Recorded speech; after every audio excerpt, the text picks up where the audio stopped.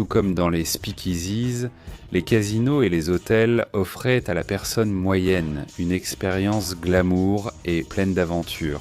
Las Vegas a permis à la mafia d'étendre ses activités de jeu illégales depuis des endroits comme la Floride et la Nouvelle-Orléans, et est rapidement devenue presque leur principale source de revenus liée aux jeux d'argent après l'écrasement de leurs opérations à Cuba lors de la Révolution.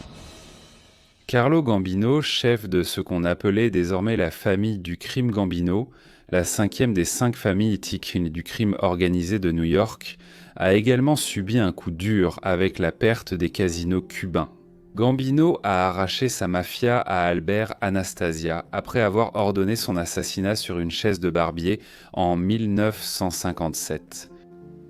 Aux yeux de la commission, Anastasia était devenu mou et inutilement violent, surtout à une époque où l'attention des médias et de la loi était entièrement tournée vers la mafia et toutes les activités illicites auxquelles elle pouvait se livrer. Tout au long des années 60 et 70, Gambino a échappé à des tentatives d'assassinat tout en prenant lentement le contrôle, à certains égards, de presque toutes les 5 familles. Joe Bananas Bonanno, chef de la famille Bonanno, et Joseph Mariocco ont comploté pour tuer Gambino et ses alliés dans le syndicat. Le tueur à gages engagé, Joseph Colombo, a révélé le complot d'assassinat et Gambino ainsi que la commission ont forcé Mariocco à démissionner et Bonanno à fuir New York. Colombo est ensuite devenu le chef de la famille du crime Colombo, mais sa grande notoriété publique a fait de lui une cible.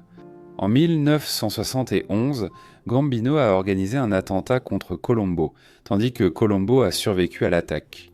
Il est resté paralysé et Gambino a également étendu l'influence de la famille à cette organisation.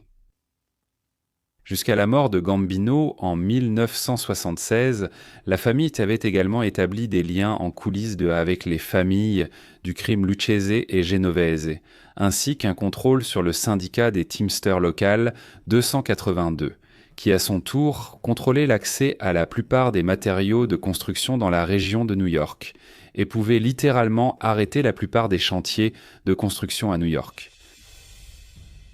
Ce que John Gotti a fait a marqué le début de la fin de la Casa Nostra. En 1985, John Gotti a pris le contrôle de la famille du crime Gambino lorsque le patron, Paul Castellano, a été assassiné.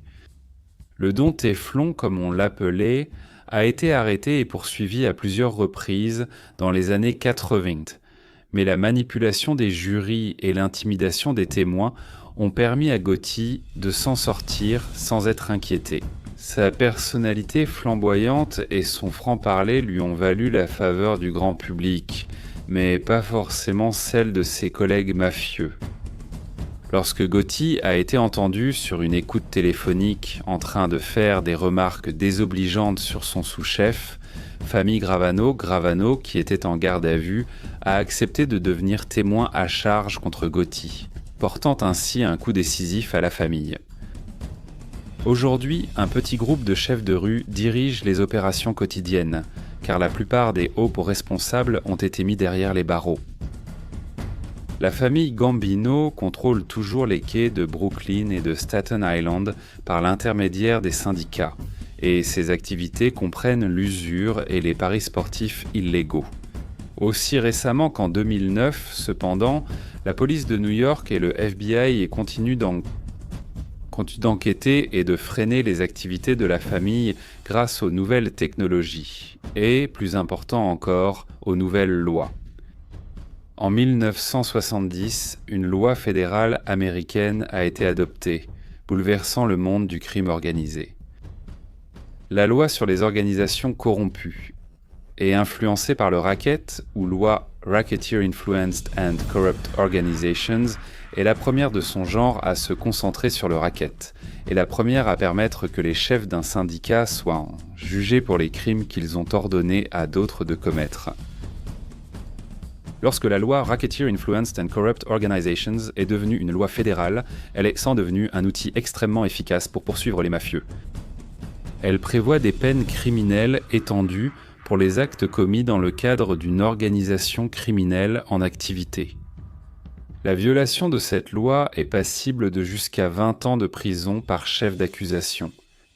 La loi Racketeer Influenced and Corrupt Organizations s'est avérée être une arme très puissante car elle s'attaque à l'ensemble de l'entité corrompue, au lieu de cibler uniquement des individus qui peuvent facilement être remplacés par d'autres membres du crime organisé. Entre 1989 et 1992, 23 parrains de tout le pays ont été condamnés en vertu de la loi, tandis qu'entre 1981 et 1988, 13 sous-chefs et 43 capitaines ont été condamnés. Bien que cela ait considérablement affaibli de nombreuses familles nord mafieuses à travers le pays, les familles les plus puissantes ont continué à dominer le crime dans leur territoire, même si les nouvelles lois ont envoyé plus de mafieux en prison et rendu leurs activités plus difficiles. Sammy Gravano de la famille du crime Gambino a accepté de coopérer avec le FBI et de devenir témoin à charge en 1991. Il a aidé le FBI à condamner les principaux chefs de la mafia à New York. Bien qu'il ne soit pas le premier membre de la mafia à témoigner contre ses pairs, le fait qu'un mafieux aussi puissant accepte de le faire a créé un précédent, incitant par la suite des vagues de mafieux à briser la loi du silence et à faire de même. En fournissant des informations et en témoignant en échange de l'immunité contre les poursuites pour leurs crimes. En plus d'éviter de longues peines de prison, le FBI pouvait placer les mafieux dans le programme fédéral de protection des témoins des États-Unis, changer leur identité et les soutenir financièrement à vie. Cela a conduit des dizaines de mafieux à témoigner et à fournir des informations pendant les années 1990, ce qui a entraîné l'emprisonnement de centaines d'autres mafieux. En conséquence, la mafia a connu un déclin majeur de son pouvoir et de son influence dans le crime organisé depuis les années 1990. Y a-t-il des entreprises dans lesquelles, depuis l'entreprise de télévision, vous avez possédé plus de, disons, 5% de la société? Je refuse de répondre à cela. N'est-ce pas un fait? Permettez-moi de reformuler. Depuis que vous détenez plus de 5% de la société de télévision, avez-vous investi dans des entreprises légitimes? Non! J'apprends à jouer à ce jeu avec vous. Il semble que l'époque où les chefs et figures de la mafia étaient aussi discrets que Meyer Lansky lors de l'enquête du Sénat sur le crime organisé dans les années 50 soit révolue.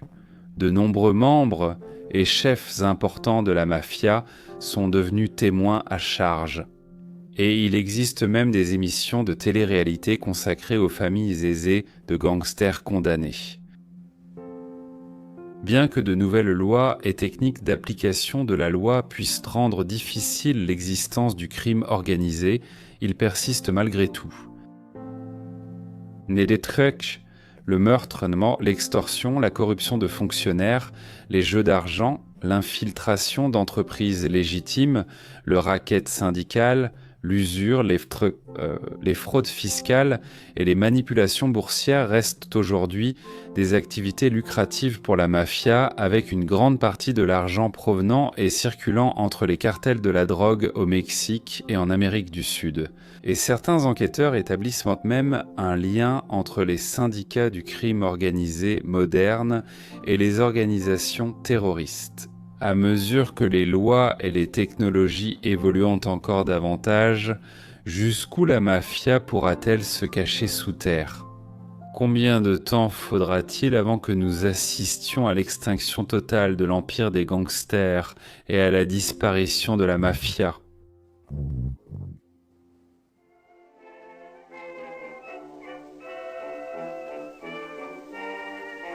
Merci d'avoir regardé. Si vous souhaitez nous aider à produire davantage de contenu historique passionnant comme celui-ci, merci d'aimer, de commenter ci-dessous et de partager cette vidéo avec d'autres passionnés d'histoire. Et bien sûr, n'oubliez pas de vous abonner pour que l'histoire continue de vivre.